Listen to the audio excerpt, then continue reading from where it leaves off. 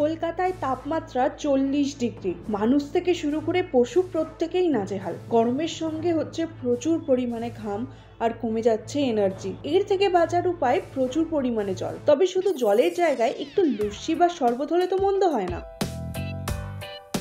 তাই আমি বেরিয়েছি আজ কলকাতার সেরা শরবতের দোকানের সন্ধানে।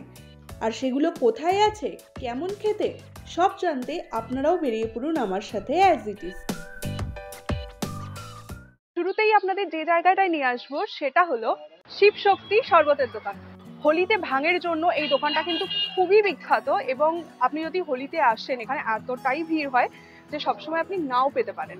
তবে এখানে ভাঙের পাশাপাশি কিন্তু আরো অনেক ধরনের শরবতই পাওয়া যায়।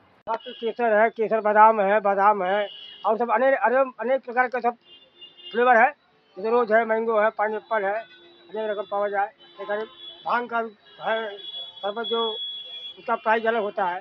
भांग का प्राइस होता है लाइट होता है 100, मीडियम होता है 130, हार्ड होता है 150। वन हो गया कम से कम 70 साल। यहाँ पे सब समय 365 दिन सुबह से 5 बजे से लेकर रात 10 बजे तक पावा जाए।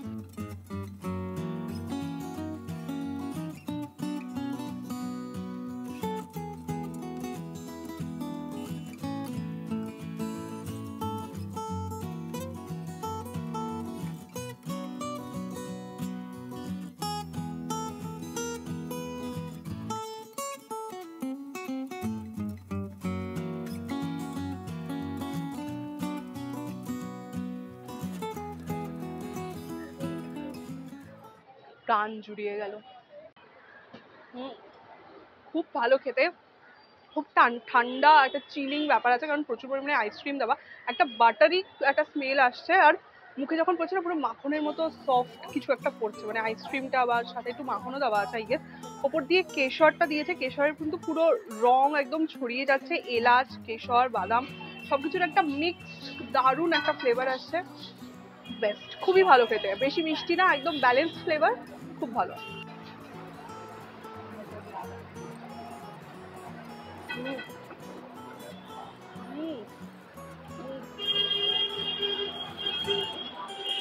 আইসক্রিমটা দারুণ, বাদামে পুরো ভর্তি, আর কেশরের এত সুন্দর একটা কি বলবো মানে সফট স্মেল আসছে, খেতেও দুর্ধর্ষ লাগছে, মানে বেস্ট। এখানে এসে এটা অবশ্যই ট্রাই করবেন।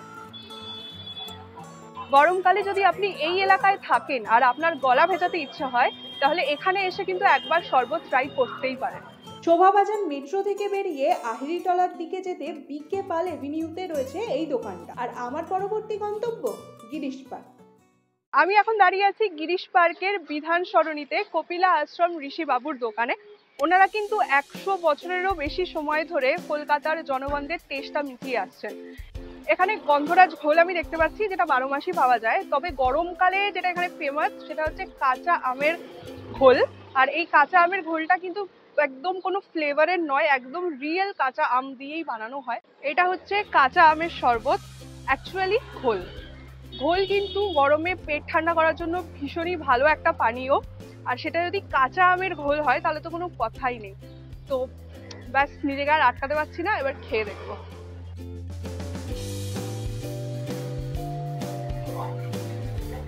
দারুণ খেতে, একটা টক মিষ্টি ফ্লেভার, সাথে বহু রকমের মশলা রয়েছে।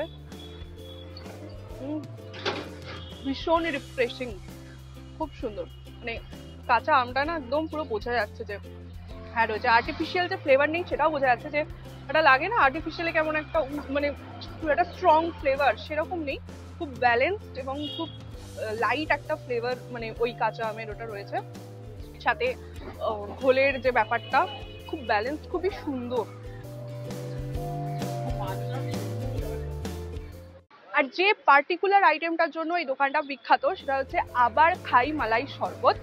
এটা কিন্তু ওনাদের একদমই সিক্রেট রেসিপি, 3rd জেনারেশন ধরে এটা চলে আসছে। তো ওটাও একটা ট্রাই করবো।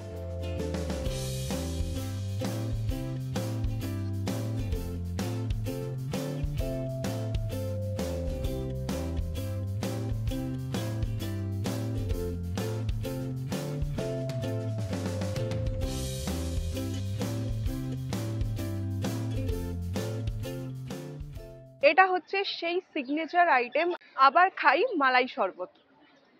তো খেয়ে দেখি।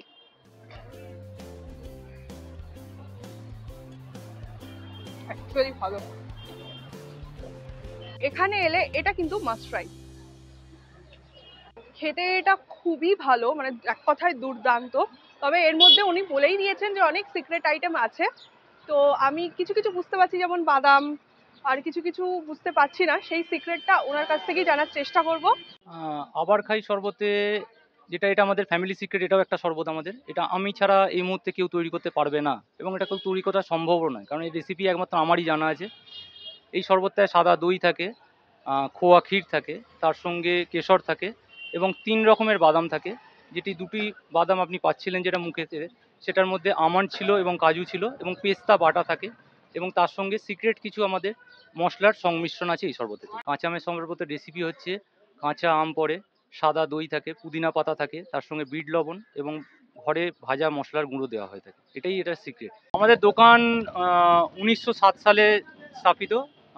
আমার পিতামহ, আমার গ্র্যান্ডফাদার ঋষিকেশ শ্রীমানি এই দোকানটি প্রতিষ্ঠা করেছিলেন। আমি 3rd জেনারেশন। 1907 সাল থেকে আজকে 2025 সাল পর্যন্ত এখনো দোকান আমাদের বর্তমান। কপিলা আশ্রম থেকে বেরিয়ে আমি চলে গিয়েছিলাম বড় বাজার পরবর্তী শরবতের দোকানের খোঁজে।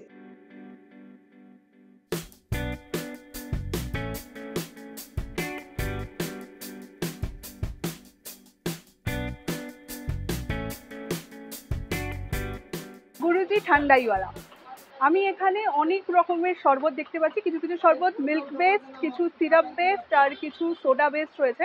সিরাপটা কিন্তু ওনারা পুরোটাই নিজেরা তৈরি করেন, সাথে জেলি হানো দানো আরও অনেক কিছুই রয়েছে যেটা পুরোটাই নিজেরা তৈরি করেন। এখানে অনেক কিছু আমি নতুন জিনিস দেখতে পাচ্ছি, সেটা হচ্ছে পঞ্চামৃত ঠান্ডাই, এবার প্রিমিয়াম ঠান্ডাই।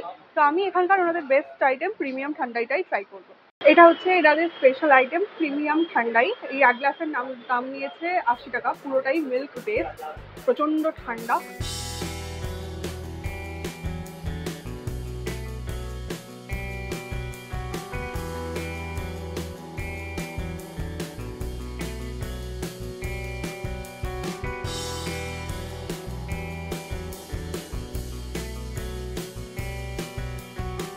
বেশ ভালো খেতে। ভেতরে না পুরো বাদাম গুড় রয়েছে, যতদূর আমি বুঝতে পারছি। এর মধ্যে গুড় রয়েছে, বাদাম রয়েছে, বরফ তো রয়েছে, খুব ঠান্ডা। মিল্ক বেসড এটা পুরোটাই। বেশ ভালো খেতে, বেশ কি বলবো, পাতলা, খুব একটা ঠিক নয়, তো ভালো। এটা তো পুরো শেষ করে ফেলেছি। একটা সিরাপের ওপর ট্রাই করবো। দেখলাম লিচি সিরাপ রয়েছে, ওটা একবার খেয়ে দেখি কেমন খেতে।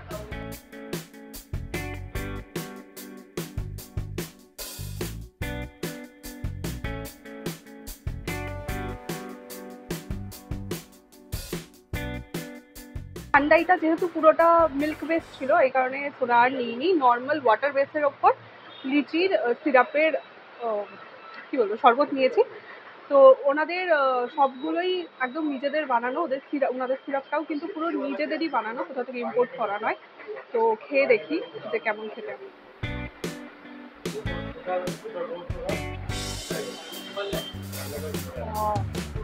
এটা খুব ভালো খেতে, প্রচন্ড রিফ্রেশিং, খুব সুন্দর খেতে, খুব ভালো। এই গরমের জন্য এইটা বেস্ট।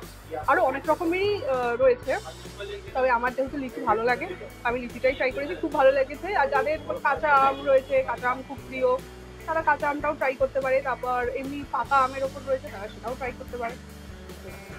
আমি খাইয়ে না।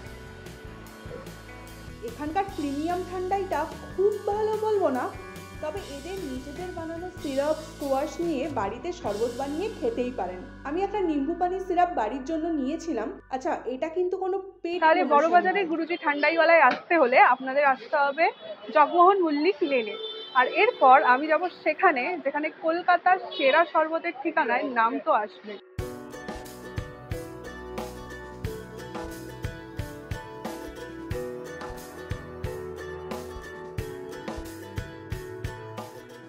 আমি এখন আছি প্যারামাউন্টে। এখন বাজে ঠিক 4টে। প্রচন্ড ভিড় চারিদিকে। তো এখানে আসলে চোখ বন্ধ করে আপনাদের নিয়ে নিতে হবে হচ্ছে ডাবের শরবত। 1918 সালে নিহার রঞ্জন মজুমদার এই দোকানটি প্রতিষ্ঠিত করেন এবং তখন ওর নাম ছিল হচ্ছে প্যারাডাইস। তারপর 1937 সালে এই দোকানটার নাম হয় প্যারামাউন্ট। এখানে আসেনি এমন কোনো প্রখ্যাত ব্যক্তিত্ব হয়তো নেই। আচার্য প্রফুল্লচন্দ্র রায়, তারপর সুনীল গঙ্গোপাধ্যায়, মেঘনাথ সাহা, নেতাজি সুভাষচন্দ্র বোস অনেকেই এখানে এসেছেন।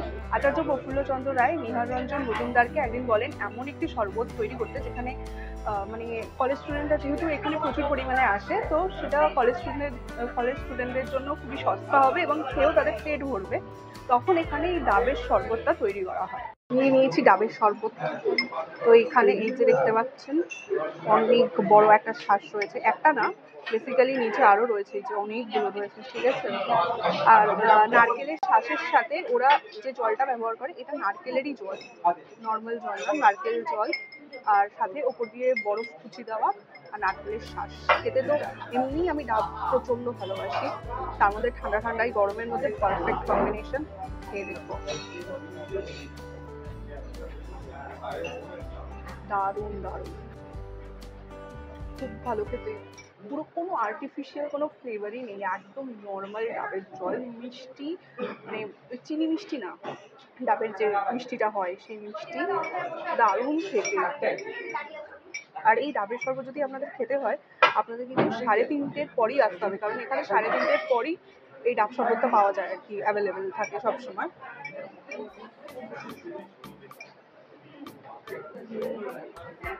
খুব ভালো।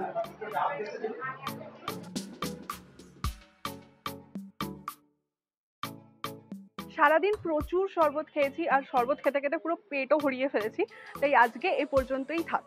ভিডিওটা ভালো লাগলে অবশ্যই একটা লাইক করে দেবেন। আর হ্যাঁ, আপনি কোন কোন দোকানে গেছেন এই দোকানগুলোর মধ্যে সেটা কমেন্টে অবশ্যই জানাবেন। আর বিরিয়ানি, পরোটা এইসবের বাইরে যদি ভালো কিছু দেখতে চান তাহলে আমার চ্যানেলটি অবশ্যই সাবস্ক্রাইব করে দেবেন। As it is.